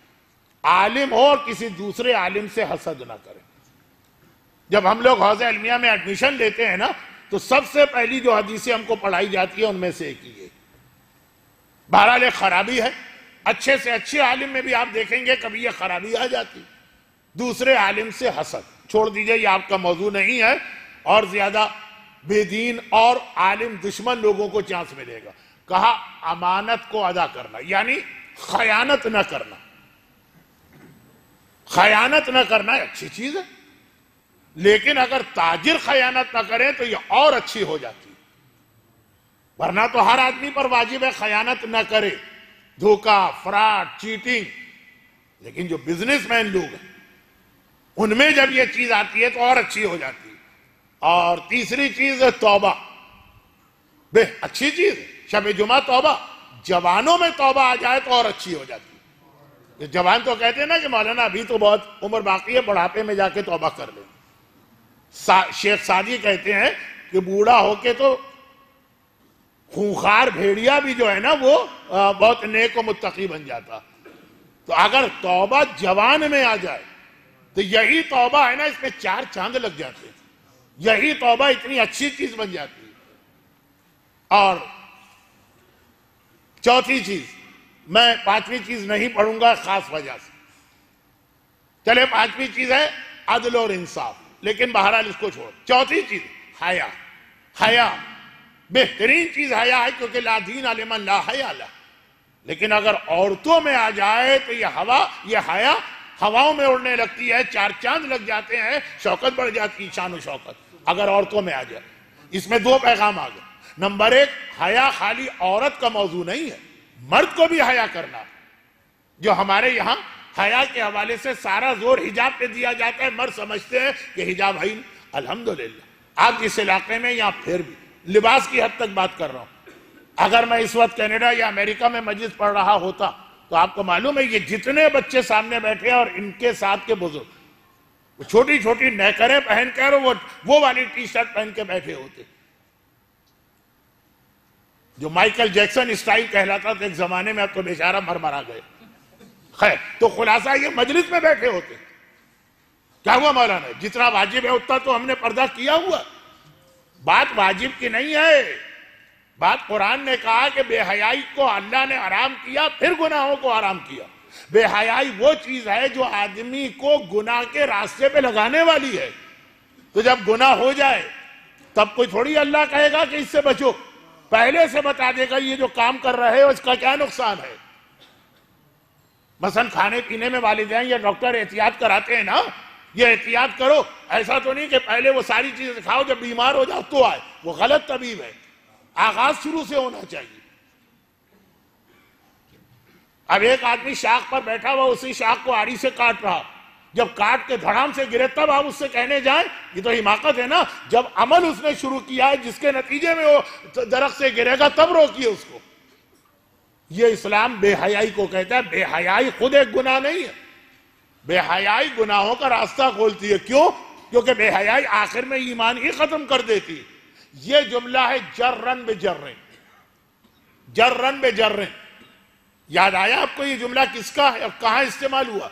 ویسے تو خیر بہت جگہ پہ استعمال ہوا. ساتویں امام کے روضے کے ایک دروازے کے سامنے جو آیت اللہ سیستانی کا بہت بڑا فتویٰ پوری دیوار پہ لگا ہوا ہے، دیوار کے قد سے بڑا فتویٰ. یہ دروازہ چھوٹا ہے، اس سے بڑا وہ فتویٰ لکھ کے لگایا گیا ہے. زائرین جا رہے ہیں نا تو زیارت ایک آدھ جملہ میں پھر بھی بیان کر دیتا ہوں. ساتویں امام کے روضے کے سامنے آیت اللہ سیستانی کا یہ فتویٰ جس میں یہ لفظ جرن بجرن بھی آیا اور بھی کئی جگہ پہ یہ لفظ آیا. یہ کیا ہے؟ انٹرنیٹ پر لڑکیوں سے چیٹنگ کرنا لڑکوں کے لیے حرام اور لڑکوں سے چیٹنگ کرنا لڑکیوں کے لیے حرام. فیس بک پر اس طرح سے لڑکیوں لڑکیوں کا آپس کے اندر رابطہ رکھنا، کانٹیکٹ کرنا حرام. چاہے جملہ آپ سنیے، چاہے اس میں کوئی گناہ کی بات نہ ہو، ایک عام ڈسکشن ہو رہا ہے، کوئی حرام کی بات نہ ہو، کہتے ہیں پھر بھی حرام ہے. بھائی کیوں حرام ہے جب ایک حلال بات ہو رہی ہے؟ بہلول دانا نے جنید بغدادی کو یہی سمجھایا تھا کہ حلال چیک کرنا ہے پھر اجازت ہے. کہا اس لیے کہ یہ عمل جرن بجرن آدمی کو پتہ بھی نہیں چلے گا، اسے کھینچتا ہوا حرام کے راستے پہ لے جائے گا. ابھی حرام نہیں ہے. ابھی تو بات ہو رہی ہے کہ آج کالج میں لیکچرار نے کیا لیکچر دیا، میں نہیں گئی تھی، ذرا نوٹس بھجوا دو، ذرا اور کوئی عام دنیاوی بات. لیکن اسی طرح سے یہ کانٹریکٹ رہا تو یہ کھینچتا ہوا، جر کہتے ہیں عربی میں کھینچنے کو، یہ کھینچتا ہوا اس طرح حرام تک لے جائے گا کہ آدمی کو خود پتہ نہیں چلے گا کہ مجھ سے حرام ہو گیا. دنیا میں اس فیس بک اور انٹرنیٹ کے نتیجے میں جتنے گھر ٹوٹے ہیں، جتنی بچیاں اپنے والدین کا گھر چھوڑ کے گئیں، جتنے بچے حرام کاری کے گناہ کی جانب گئے، اتنے تو شراب کے نتیجے میں بھی یہ حرام نہیں ہوئے، کیونکہ شراب کھلا گناہ. یہ جو ہے یہ کھلا گناہ نہیں، یہ جو ہے جرن بجرن آہستہ آہستہ کھینچ کے لے جاتا. بے حیائی ما ظہر منہا وما بطن. شروع دن سے اسلام نے کہا گناہ سے بعد میں روکیں گے، پہلے وہ راستہ بند کرنا ہے آپ کے گھر کا جہاں سے گناہ تھا. اور اس میں اب وقت نہیں رہا کیونکہ آج مصائب کی رات. جلدی سے دو جملے کہہ کے باقی باتیں کل کے لیے، انشاءاللہ صحت رہی تو کل کی ایک مجلس بھی مجھے ابھی پڑھنا ہے. دو باتیں. اب مسئلہ یہ ہے کہ اس کا علاج کیا ہے. ایک علاج تو قرآن نے اتنا مشہور بتا دیا کہ ہر ایک کو یاد. جتنی آیتیں آج میں نے پڑھی تھی خطبے کے بعد ان سب میں لفظ آیا بے حیائی کے لیے، ایک ایسا لفظ جو اردو میں بہت برے معنی دیتا ہے، عربی میں نہیں. فواحش، فاحشہ. اور قرآن کی آیت آئی اس کے مقابلے میں ان الصلاۃ تنہی عن الفحشاء. یہ نماز ہے جو بے حیائی کے کاموں سے تم کو روکتی. اب وہ بے حیائی کی مذمت کر کے طریقہ بتایا کہ یہ نماز بوجھ نہیں ہے، مصیبت نہیں ہے، زحمت نہیں ہے، یہ اتنا بڑا ایک علاج اور دوا ہے ہمارے لیے. کس چیز کا علاج اور دوا؟ بے حیائی سے روکنے کا. تبھی ایک اور حدیث سنی، یہ تو آیت ہے، حدیث. الصلاۃ عمود الدین، نماز دین کا ستون ہے، پورا دین اس پہ کھڑا. کیوں؟ اس لیے کہ اگر بے حیائی کے کام کرو گے تو دین ختم ہو جائے گا، لا دین، دین ہی نہیں رہے گا. نماز بے حیائی سے بچا کے دین کو مضبوط کرتی ہے. وہ سپورٹ کرتی ہے دین کو، وہ ستون بنتی ہے، وہ پلر بنتی ہے، وہ بنیاد بنتی ہے، وہ حدیث ہو کہ یہ آیت ہے۔ اب آپ کہیں گے ہمارے گھر میں تو نمازیں بھی ہیں اور بے حیائی بھی، تو کسی پاکستان کے ڈاکٹر سے پوچھ لیجیے۔ آپ کہیں گے کہ ڈاکٹر صاحب آپ نے ہیپیٹائٹس سی کی یہ دوا لکھی، ہم دوا بھی کھا رہے ہیں، کوئی فائدہ بھی نہیں ہو رہا۔ کہا کہ وہ 2 نمبر کی دوا ہے، کہاں سے آپ نے خرید لی، کس کے پاس سے خرید لی؟ یہ تو اورنگی ٹاؤن کے کسی گھر میں بنا کے بیچی گئی ہے، اس پہ میڈ ان انگلینڈ لکھ کے، وہ یہی جواب دے گا۔ نماز جو اسلام چاہتا، وہ والی نماز بے حیائی کے کاموں سے روکتی۔ اب مزید باتیں کل ہوں گی، آج کا وقت ختم ہو گیا۔ میں نے کہا کہ یہاں پر 2 جملے مجھے عرض کرنا تھا۔ یہ ایک پہلا جملہ کہ نماز جو 2 دفعہ 8 دنوں میں نماز کا موضوع بھی آیا، چھٹے امام کی آخری حدیث بھی آئی نماز، تو کیوں اتنی اہم ہے نماز؟ اللہ کے لیے نہیں، ہمارے لیے۔ ہمیں دور کرے گی بے حیائی سے تو ہمارے دین کو مضبوط کرے گی، تو ہمارے گھر کو شیطان سے بچائے گی۔ اور دوسری چیز ہے عورت، کیونکہ یہ بے حیائی کا کام ہو، کہ دین چھیننے کا کام ہو، کہ ہمیں غیر مومن بنانے کا کام ہو، یہ کر کون رہا؟ شیطان۔ اور شیطان کا مقابلہ جتنے اچھے طریقے سے عورت کر سکتی ہے، مرد نہیں کر سکتا۔ بھئی یہ جملہ کل کے لیے ادھار ہے، اس کو سمجھانا۔ عورت تو نماز دین کا ستون ہے، عورتیں بھی دین کا ستون ہیں، وہ بچانے والی ہیں دین۔ آقا حسین کے جملے سے اب میں مصائب پہ آ جاتا ہوں۔ اے عبداللہ ابن عباس، میں اس لیے لے کے جا رہا ہوں ان سیدانیوں کو کہ میرا جہاد تو پورا نہیں ہو سکتا ان کے بغیر۔ دین بچانے حسین جا رہے ہیں نا، حسین کی شہادت سے دین نہیں بچے گا اگر حسین کے اس مقصد کو اور مصائب کو بتانے والی کوئی زینب نہ ہو۔ بہت ایک جملہ میں نے بہت کہا تھا، اس لیے اس کو وضاحت نہیں کرتا۔ غدیر خم کے میدان میں کوئی عورت نہ تھی تو غدیر چھپ گیا، کربلا میں زینب تھی۔ قیامت تک کے لیے کربلا باقی۔ کربلا کون ہے؟ دین بچانے والی، اور زینب کون ہے؟ کربلا بچانے والی۔ یہ پیغام ہماری عورت کے لیے بھی ہے اور ہمارے مردوں کے لیے بھی، لیکن کم اب تو صرف اتنی سی بات۔ مگر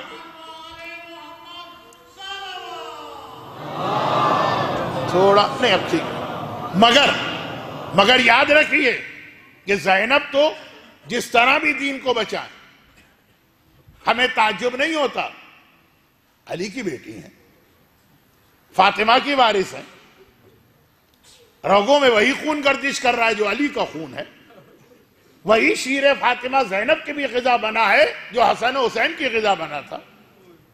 جس گھر میں زینب رہتی تھی ایک عجیب گھر تھا، ایسا گھر تو اس کائنات میں ہمیں کسی کا نہیں ملا، حتیٰ بعد کے معصومین کا بھی نہیں ملا۔ جہاں نانا آئے تو وہ بھی معصوم، بابا پہ نگاہ پڑے تو وہ بھی معصوم، ماں کو دیکھے تو وہ تو خیر تمام معصوموں کی سردار، بھائیوں کے ساتھ کھیلنے جائے تو بڑا بھائی بھی معصوم ہے، چھوٹا بھائی بھی معصوم ہے، اتنے معصوم ایک وقت میں زینب کے گھر میں جمع ہوئے۔ علامہ ہلی کے بیٹے کا ایک واقعہ پڑھا تھا نا، وہ میں اشارہ بھی نہیں کر رہا ہوں، وقت نہیں۔ تو اب اس ماحول میں تو زینب کو 15واں معصوم کہنے کو دل بھی چاہتا، لیکن بہرحال اگر کسی وجہ سے دین روکتا ہے تو صاحبہ عصمت صغریٰ تو ہے۔ اب زینب کا جو بھی جہاد ہو پھر بھی ہمیں تعجب نہیں ہوتا۔ ہاں تعجب ہوتا ہے رباب کے جہاد پر، تعجب ہوتا ہے فروا کے جہاد پر، تعجب ہوتا ہے لیلا کے جہاد پر۔ نہ ان کے گھر میں کوئی معصوم نانا ہے، نہ ان کا بابا معصوم ہے، نہ ماں معصومہ ہے، نہ بھائی معصوم ہے، ایک عام امتی کلمہ پڑھنے والے گھر میں پیدا ہوئی۔ لیکن آپ بتائیے کہ اگر ہمارا عقیدہ ہم کو نہ روکتا کہ زینب ان سب کی سردار، عقیدہ یہ کہہ رہا، تو ہمیں تو کوئی زیادہ فرق بھی نظر نہ آتا ان کے جہاد میں، کیونکہ یہ اہل بیت کا گھرانہ۔ یہاں تو باہر سے آنے والا اگر سلمان ہے تو منا اہل البیت بن جاتا ہے، قمبر ہے تو جنت کا بادشاہ بن جاتا ہے، فضہ ہے تو کائنات کی ملکہ بن جاتی ہے۔ تو یہ ساری بیویاں تو اس گھر میں 24 گھنٹے رہنے والی، اس گھر میں ہر شخص اپنی جگہ دین بچانے والا۔ لیکن جو جملہ آقا حسین نے علی اصغر سے کہا تھا، مرحوم مولانا غلام عسکری صاحب علی اللہ مقامہ یہ حدیث اکثر، یہ روایت اکثر پڑھتے. یہ 28 رجب کو جب حسین کا قافلہ مدینے سے چلا تو اصغر صغرا کی گود سے آنے کو تیار نہیں. ہر بی بی نے کوشش کی. آخر حسین خود آئے اصغر کے قریب. وہ چھوٹی بہن کی گود میں ہے، صغرا کی گود میں اصغر. حسین نے صرف ایک جملہ کہا. اس سے پہلے رباب کوشش کر چکی ہیں، اصغر بیٹا آ جا، سواریاں آ گئی. فروا کوشش کر چکی ہیں، زینب کوشش کر چکی ہیں. اصغر آج کسی کی بات نہیں سن رہے. حسین نے ایک جملہ کہا. یہ نہیں کہا کہ اصغر آ جا، یہ تو ہر بی بی نے کہا کہ اصغر جو جہاد میں کربلا میں کر رہا ہوں، تیرے بغیر میرا جہاد کامیاب نہیں ہو سکتا. اتنا سننا تھا کربلا میں بابا کو میری ضرورت. تڑپ کے ایک بار باپ کی گود میں آئے. تو جو جملہ اصغر کے لیے حسین نے کہا، تو میں نے کہا نا کہ زینب کا جہاد، یہی جملہ زینب سکینہ کے لیے کہیں گے. سکینہ بیٹی، میں تجھے ان مصائب میں نہیں دیکھ سکتی، لیکن جو جہاد میں شام میں کرنے جا رہی، میرا جہاد تیرے بغیر کامیاب ہو ہی نہیں سکتا. حسین کو اصغر کے خون کی ضرورت تھی کربلا کی کامیابی کے لیے. زینب کو سکینہ کی موت کی ضرورت تھی شام کی کامیابی کے لیے. اب چونکہ مصائب کی منزل ہے، ورنہ کبھی شہزادی سکینہ کے حالات بیان کروں تو اس جملے کی وضاحت بھی کروں کہ یہ خالی عقیدت کا جملہ نہیں ہے. کس طرح سکینہ نے زینب کے جہاد کو کامیاب کیا. البتہ امتحان تھا تو بہت مشکل. روایت کا جملہ ہے کہ جب اصغر کے گلے میں 3 بھال کا تیر لگا اور حسین نے تیر کھینچنا چاہا تو اصغر تڑپ کے رہ گئے. مجاہد بن کے آیا ہے، جہاد کر رہا ہے، لیکن درد و تکلیف تو اپنی جگہ نا. ننھا بچہ تڑپ کے رہ گئے. حسین کو ایک جملہ کہنا پڑا تھا، اصغر بیٹا مجھے معلوم ہے تجھے بہت تکلیف ہو رہی، لیکن شیر خدا کا پوتا ہے، حسین کا بیٹا ہے، عباس جری کا بھتیجا ہے. میں تیر کھینچتا ہوں، تڑپنا نہیں. یہی امتحان سکینہ کو دینا پڑ رہا. باپ اور پھوپھی کے جہاد کو کامیاب کرنا ہے اس بچی کو، لیکن مصائب تو اتنے برداشت کی کہ بار بار زبان پہ ایک سوال آتا. اور یہ میرا ایک جملہ بھی وقت ہوتا تو میں تشریح تو نہیں کرتا، ذرا اور وضاحت سے بیان کرتا، پھر بھی سن لیجیے. میرا مولا سجاد علی کا وارث بھی ہے، علی کا بیٹا بھی. اگر علی سلونی کا دعویٰ کرتے ہیں، سجاد کا بھی یہی دعویٰ. ہر آدمی کے سوال کا جواب سجاد کے پاس. مگر کتنی عجیب بات، سلونی کا دعویٰ کرنے والا امام معصوم ننھی بہن کے ایک سوال کا جواب نہیں دے پاتا ہے، خاموش ہو جاتا ہے. کائنات کے مسائل کو حل کرنے والا ایک سوال کا جواب نہیں دے پاتا. کہ جب شام کا وقت آتا ہے، شام میں، ملک شام میں جب شام کا وقت آتا، زندان شام تو آپ کو پتا ہے وہاں کوئی چھت نہیں ہے، کھلا ہوا. اور سکینہ کی نگاہ پڑتی ہے، پرندے جھنڈ کے جھنڈ اڑتے ہوئے جا رہے ہیں. سجاد کے قریب آ کے کہتی ہے، بھیا یہ سب کہاں جا رہے ہیں؟ آقا سجاد کا جواب ہے، سکینہ بہن شام ہو گئی، یہ اپنے اپنے گھروں کو جا رہے ہیں. ننھی بچی تڑپ کے کہتی ہے، تو بھیا ہم اپنے گھر کس دن جائیں گے؟ ہر سوال کا جواب دینے والا سجاد سکینہ کے سوال کا جواب نہیں دے سکتا. کیسے کہے کہ سکینہ بہن سب اپنے گھر واپس جائیں گے، تیرے مقدر میں گھر جانا نہیں لکھا ہے، تجھے اسی اندھیرے زندان میں قیامت تک رہنا ہے.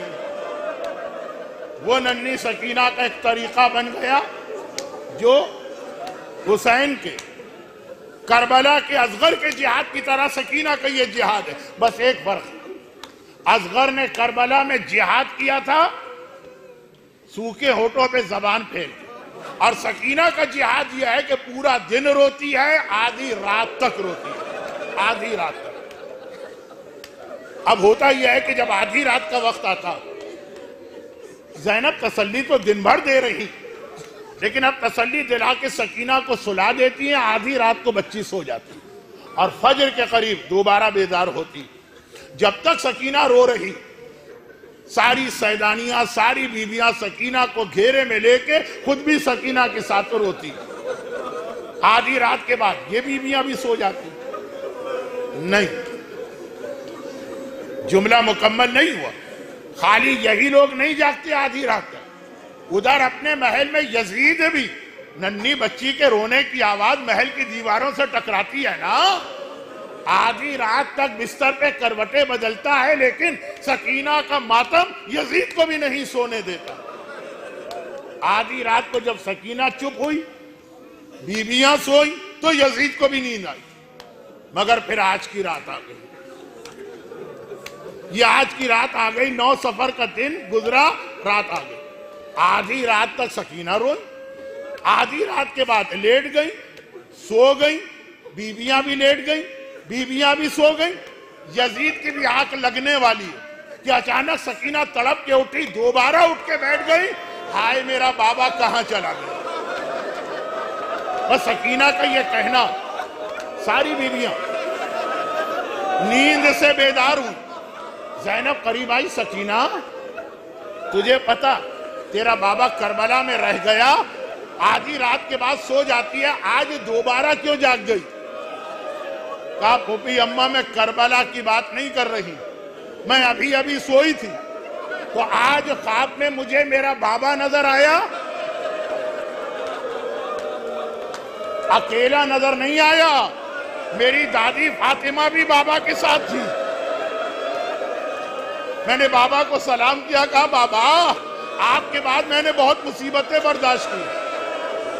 بابا نے کہا سکینہ بیٹی پریشان نہ ہو، گھبرا نہیں، آج تیری مصیبتوں کی آخری رات ہے.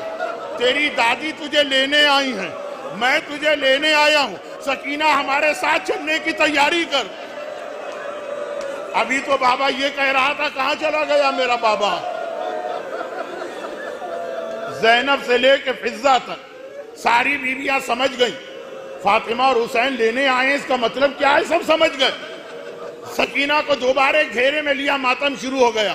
ادھر یزید پاگلوں کی طرح سے بستر پہ اٹھ کے بیٹھ گئے. کہا کہ آدھی رات کے بعد تو مجھے نیند ملتی تھی، آج یہ آدھی رات کے بعد بھی رو رہی ہے، کیا آج میری پوری رات کی نیند جائے گی؟ جاؤ کنیزوں بچی کو خاموش کراؤ. کنیزوں نے ہاتھ جوڑ دیے، کہا کہ آقا ہر کام، ہر حکم پہ عمل کر سکتے ہیں، یہ تو ناممکن حکم ہے. کیا ناممکن ہے؟ کہا چپ کراؤ. کہ کیسے چپ کرا؟ اگر اس کو ڈانٹتے ہیں تو کہتی ہے اور روتی ہے، بابا ذرا آ کے میری مدد کر. ارے اگر اسے تماچے لگاتے ہیں وہ کہتی ہے چچا عباس ذرا آ کے دے. کیسے خاموش کرائے؟ اب یزید پریشان. ایک کنیز آگے بڑھی، کہا کہ یزید بچی بار بار کہہ رہی ہے بابا بابا بابا، تیرے خزانے میں اس کے بابا کا کٹا سر ہے نا، وہ سر بھجوا دے، شاید اسے دیکھ کے اسے سکون آ جائے. ادھر زینب سکینہ کو گھیرے میں لے کے بیٹھی. سکینہ کہہ رہی ہے ہائے میرے بابا دادی کے ساتھ آئے تھے، کہاں چلے گئے؟ ایک بار سکینہ کھڑی ہو گئی، زندان کے دروازے کی جانب بڑھنے لگی. زینب نے کہا سکینہ کہاں جا رہی؟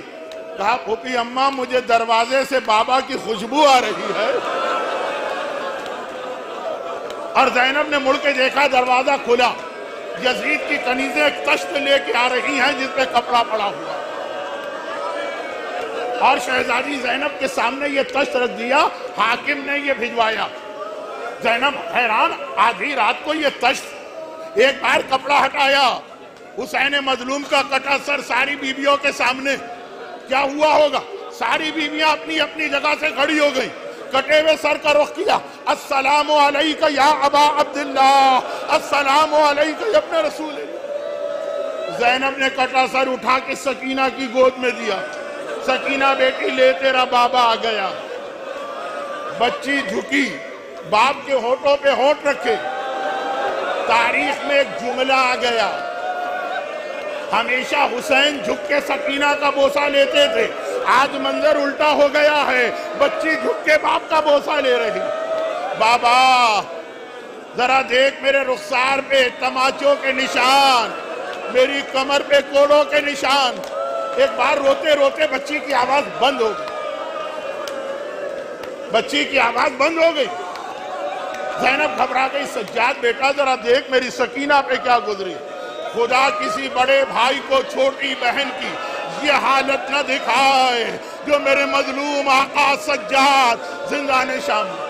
آگے بڑھے, سکینہ کا بازو تھاما, پلٹ کے جملہ کا, پھوپھی اماں انا للہ و انا الیہ راجعون, میری بہن مجھے چھوڑ کے چلی گئی. آخری دو جملے. غسالہ بلائی گئی غسل کے لیے, چیخیں مارتی بھی باہر آ گئی. ہاں اس بچی پہ تم نے کتنے ظلم کیے, سارا جسم زخمی ہے. محمد کی نواسی کو شام غریبہ جلے ہوئے کرتوں میں, لہو بھرے ہوئے کرتے میں کفن دیا. سجاد میت لے کے آگے بڑھ رہے. خدا آپ کو پھر شام کے قید خانے میں لے جائے. ایک ننھی قبر, سجاد آگے بڑھے. ایک بار قبر میں سکینہ کو اتارنا چاہتے ہیں, فاطمہ کی آواز آئی, سجاد بیٹا سکینہ کو لینے کے لیے میں آئی ہوں, لا میری سکینہ کو میرے حوالے کر. خدا بندہ صاحبان ایمان کے اس گریے کا واسطہ دنیا اور آخرت کی ہر پریشانی سے محفوظ فرما, ان کی ساری حاجتیں پوری فرما. ہمارے تمام مرحومین خصوصاً مرحوم فدا عباس کو اعلی علیین میں اہل بیت اطہار سے ملحق فرما. ان مظالم کے انتقام کے لیے امام زمانہ کے ظہور میں تعجیل فرما. ماتم حسین.